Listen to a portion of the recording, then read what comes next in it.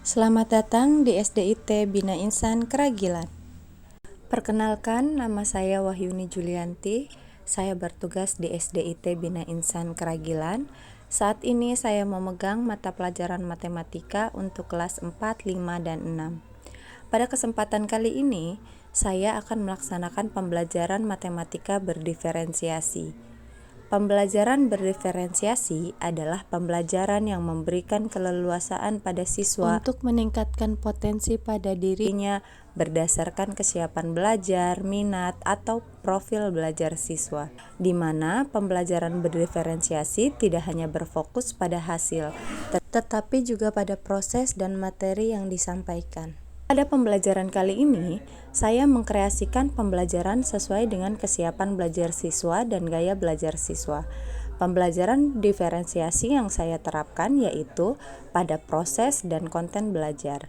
Saya membagi siswa secara homogen sesuai dengan kesiapan belajar siswa. Bagi siswa yang memiliki gaya belajar visual, saya siapkan buku paket pembelajaran kelas 6 sebagai bahan bacaan dan juga beberapa contoh gambar yang ditampilkan pada video pembelajaran sesuai materi yang saya ajarkan. Bagi siswa yang memiliki gaya belajar auditori, saya memutarkan beberapa video pembelajaran dan menjelaskan kembali beberapa poin penting yang terdapat pada video dengan juga melakukan tanya jawab. Bagi siswa yang memiliki gaya belajar kinestetik, siswa diberikan kesempatan untuk membuat diagram pada sebuah karton bersama-sama dengan teman kelompoknya untuk menyelesaikan LKPD yang diberikan oleh guru. Diferensiasi proses pada pembelajaran kali ini, saya melakukan pendampingan lebih banyak pada kelompok siswa dengan kategori kesiapan belajar belum siap dan pendampingan secukupnya kepada kelompok dengan kategori sudah siap. Diferensiasi konten yang saya lakukan adalah memberikan materi dan tantangan yang berbeda pada LKPD sesuai dengan kesiapan belajar siswa. Sebelum saya menentukan dasar dari pembelajaran berdiferensiasi kali ini, saya melakukan asesmen diagnostik kognitif terlebih dahulu untuk melihat sejauh mana kesiapan belajar siswa pada materi kali ini. Dan untuk melihat gaya belajar siswa, saya memberikan angket untuk diisi oleh siswa di rumah, kemudian memetakannya sesuai hasil jawaban dari angket tersebut. Berikut video pembelajaran berdiferensiasi selengkapnya yang saya lakukan. Assalamualaikum warahmatullahi wabarakatuh. Waalaikumsalam warahmatullahi wabarakatuh. Apa kabarnya hari ini? Alhamdulillah, semakin bahagia, sukses, mulia, Allahu Akbar. Baik, sebelum kita mulai pembelajaran kita hari ini, silakan ketua kelasnya memimpin untuk berdoa terlebih dahulu. Tangan diangkat, kepala ditundukkan, berdoa dimulai. Bismillahirrahmanirrahim. Rabbi shrah li sadri wa yassir li amri wahlul 'uqdatam min lisani yafqahu qawli. Rabbi zidni ilman warzuqni fahman wa alhiqni bis-sholihin. Sebelum kita mulai pembelajaran, Bu Yuni akan absen terlebih dahulu ya. Hari ini Adita Widya Putri, Alia Sivana Putri, Amanda, Ardian Bayu Saputra. Alhamdulillahirrahmanirrahim, semuanya dalam keadaan sehat. Sebelum kita memulai pembelajaran hari ini, Bu Yuni mau lihat semangatnya dulu. Coba tepuk semangat.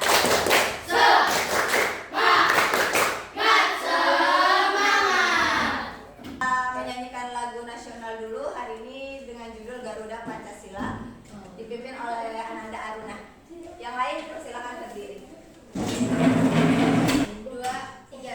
Garuda Pancasila, akulah pendukungmu. Masih ingat kesepakatan kelas pembelajaran apa yang harus dilakukan? Memperhatikan guru, kemudian mendengarkan. Baik, hari ini kita akan belajar mengenai bagaimana menyajikan suatu data dalam bentuk diagram. Kemarin minggu lalu sudah belajar mengenai mengumpulkan data ya. Kemudian setelah dikumpulkan dibuat ke dalam bentuk tabel. Ya, hari ini kita lanjutkan setelah kita buat ke dalam bentuk tabel, maka akan disajikan dalam bentuk diagram. Fungsinya apa sih kita sajikan dalam bentuk diagram itu? Untuk dipahami, dibacanya lebih mudah kita untuk memahaminya. Contohnya bisa kita gunakan untuk apa saja diagram ini? Untuk uang tabungan. Contoh dalam kehidupan sehari-harinya. Digunakan juga untuk pendataan siswa, capres. Oke. Silakan dibuka buku paketnya, buka halaman 120. Sebelumnya Ibu akan menampilkan beberapa video pembelajaran. Kita bikin dulu tabelnya. Yang kolom kiri kita isi hari Senin sampai Minggu. Yang kanan kita isi mulai Diberikan titik-titik di mana berhentinya sesuai dengan data tabelnya, kemudian disambungkan garisnya. Nah, untuk yang garis putus-putus ini boleh kalian buat, boleh juga tidak. Hanya untuk membantu supaya lurus. Jadi di 2014 ketemu sama 10 di mana titiknya dan seterusnya. Jadi kalau misalkan nanti kita buat, boleh silakan dibuat garis putus-putusnya atau juga langsung di titiknya aja gitu. Ngukurnya pakai penggaris itu boleh ya. Sampai sini ada pertanyaan tidak? Paham? Tadi apa sih kegunaannya? Kenapa kita harus mempelajari diagram batang dan diagram garis itu?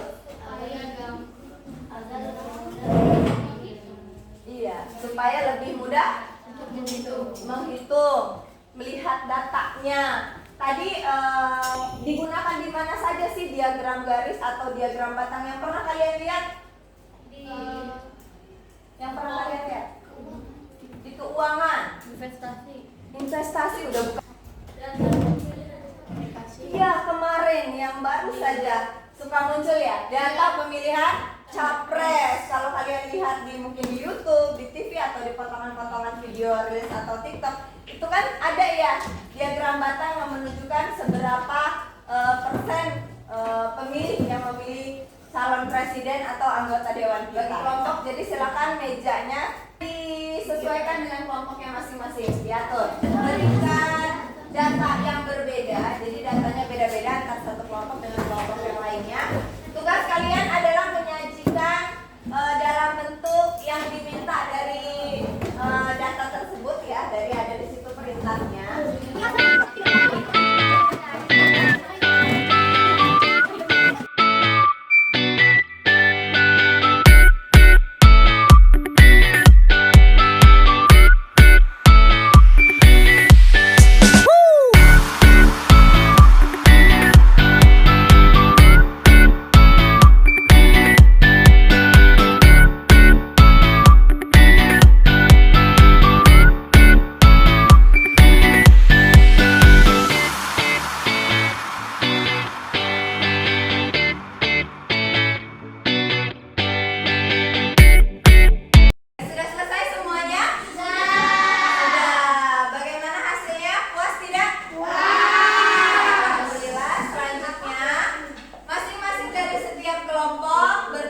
Mempresentasikan hasil karyanya ke depan. Silakan nanti ditentukan siapa yang akan mempresentasikan, siapa yang akan berbicara. Dimulai dari kelompok 1. Beri tepuk tangan dulu untuk kelompok 1.